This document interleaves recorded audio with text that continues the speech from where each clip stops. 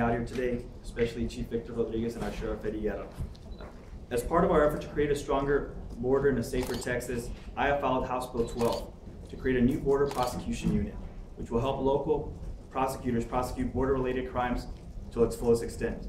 Modeled on the success of the Special Prosecutor Unit of the former Texas Youth Commission, now Texas Juvenile Department, the BPU will be an independent group that coordinates with and supports all local district attorneys along the border. The unit will help prosecutors screen cases, secure indictments, and bring accused criminals to trial. It will also provide technical and legal assistance to investigative personnel to help prosecutors and law enforcement coordinate more effectively on cases that stretch across multiple jurisdictions. Specifically, the BPU will not target only drug crimes, but also crimes that often are associated with drug cartels, such as murder, kidnapping, extortion, money laundering, and human trafficking. HB 12 is an important part to create a stronger Texas and safer Texas. Apprehensions alone do little to keep Texas safe, because when you release violent criminals, they go back and commit those crimes again. HB 12 makes sure our prosecutors have the resources and support they need to make sure that those who enslave, exploit, and endanger our fellow humans are being put behind bars where they belong. Thank you, and I'd like to extend my esteemed colleague, Chairman Thompson, to explain a little bit about their bill. Thank you. Thank you very much. I'm filing House Bill 10. I filed House Bill 10, which is an anti-human trafficking omnibus bill for this session. This is a comprehensive piece of legislation that is aimed at addressing all of the aspects of the anti-trafficking efforts. All of you know, and I'm sure you're familiar with the fact that Texas has a very extensive highway system, Interstate 35 and Interstate 10. And these two corridors are the unique pieces of transportation that are utilized to facilitate human trafficking within the state of Texas. In an effort to create a statewide partnership between law enforcement agencies, social service providers, non-governmental organizations, legal representatives, and state agencies who are fighting at the forefront, we're filing this particular piece of legislation, this particular session, that is grown out of our task force. The task force, as you know, was organized within the state of Texas in 2009, and it has worked to develop recommendations to assist us in the prevention and the prosecution of human trafficking. These recommendations, we know that would lead to a successful legislative change that would better protect both the adults and the child victims. From the border to the panhandle, we know that we need to ensure that those who are at the front lines combating trafficking are able to work quickly and efficiently. And more importantly, we need to ensure that the victims of the crimes are properly taken care of. This bill encompasses 10 recommendations. It extends the criminal statute of limitation of compelling prostitution of minors to bring it in line with the human trafficking statute. It provides exceptions for the victims of human trafficking under the Crime Victim Compensation Act. It adds human trafficking training to the list of required training for members of our judiciary. And it creates a child sex trafficking prevention unit within the Criminal Justice Division under the Office of the Governor to assist these agencies in coordinating resources for child sex trafficking prevention.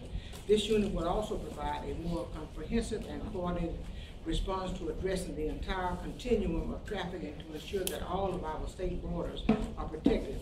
Each session, we as legislators work to make sure that our state is safe. I believe that this bill is a major step in the right direction to properly coordinate efforts at all levels of government across the state to ensure that Texas is safer, stronger, and a more secure place for everyone.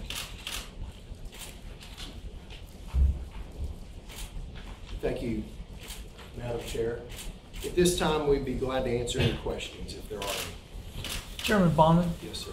What is the price tag for your measure? Price tag for my measure is incredibly low because we don't get in the lane of the Appropriations Committee. The Appropriations Committee will decide how many troopers they want to put additionally into the DPS force across the state.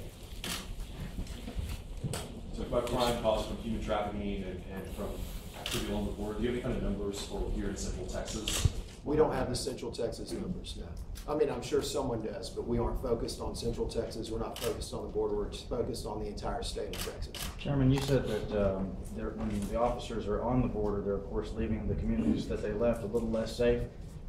It takes, Marty, correct me on this, but how long to train 200 officers, something like About a 18 year. months. Yeah, so in the meantime, 18 months, 2 years, how long is it okay for those other communities to be less safe? Well, the reality of it is that's a loaded question. I appreciate the way you presented it. And the answer to it is? But the answer to that is that, quite frankly, a lot of those troopers are back in their home community, and because one of the things that this bill does is that it allows, and DPS is presently doing this, in the border region, it allows them to go to 5 work days at 10 hours a day, and that multiplies the number of troopers by not adding more troopers. They've also, through the Speaker's leadership and the LBV's leadership, there are presently deploying over 4,000 cameras onto the border, which also reduces that necessity. So the reality of it is it's a process. And what we're here doing today is we're stopping the fits and stops. We're stopping the surge and stop, the surge and stop. We're creating a long-term plan that Texans can count on. And it will take some time to get more troopers trained and on the border, but we are confident we can do that sooner rather than later. Mr. Chairman, there's no target number of troopers that this bill wants to provide for the border, and it's going to be worked out by appropriations. That is the responsibility of the Appropriations Committee. I don't have the privilege through this legislation to name that number. I believe the Appropriations Committee is going to address that very soon. But your intent overall is to get enough of a presence there so we don't need future surges. That's exactly right. Chairman, on the southbound inspections, would those be for immigration checks as well, or is it strictly for contraband going south? That's a word we don't use around here. This is simply about securing our border. We don't get into the issue of immigration. So this wouldn't be a rider for This any is sort to of make sure that sanctuary stolen vehicles and drugs and humans are not brought back across into Mexico without us doing our job to slow that down. Now, would the hope be that the federal government reimburse the state for some of this? We certainly do. We sent them a bill at the end of last year, and I'm not underwater holding my breath, but we hope that they will. I'm proud that Chairman Dan Flynn has filed a bill in the House this session to request reimbursement from the federal government, so has Senator Estes. Chairman Bonin, you said several times that Washington hasn't done its job to secure the border. That's correct. Tony Payan at Rice University says that the federal government's doubled its spending, doubled the personnel on the border over the last 10 years. And the fact that apprehensions are down shows that the border is as secure as it's ever been. Is that wrong?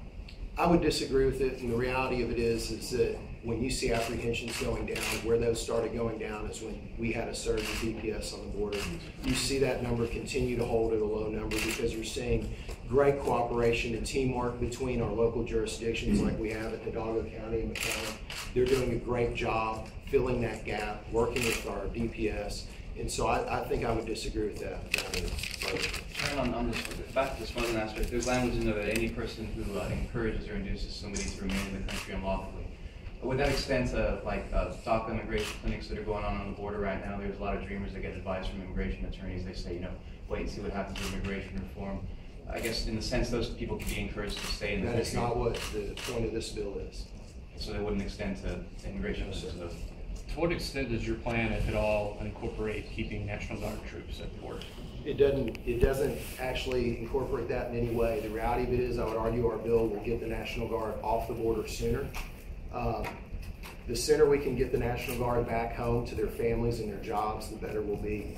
They are presently on the longest deployment in the history of the National Guard, the National Guard, and it's our responsibility to pass these measures for the Appropriations Committee to get more DPS troopers hired and out there so that we can bring the Guard back home where they belong.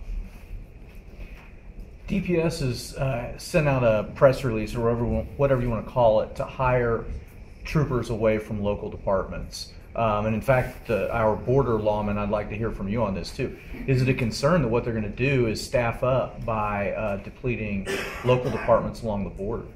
Well, that's another, you two guys shouldn't be sitting together. That's another good question. I think DPS is making an effort to hire anybody who is willing and interested in being a trooper. I don't believe that they are targeting any specific community or department. But with that said, I'll allow the gentleman to speak. But my experience in visiting the border is that what they would like to see is folks from their community that maybe have law enforcement experience from their local agencies. They're who make the best troopers. If y'all want to speak to that, you're welcome to. I agree. Just sat here to be close. I know. Next time. All right. Any other questions? How would the South Texas Border Crime Center differ from the Fusion Centers? Well, this will be a cooperative center led by local law enforcement, led by these two gentlemen here behind me, the McAllen Chief and the Hidalgo County Sheriff, and the partnership with DPS, and it will also incorporate all of the local law enforcement jurisdictions that want to support the effort. Thank you all very much. Appreciate your time and attention to this issue and being here with us today. Thank you all. Thank you.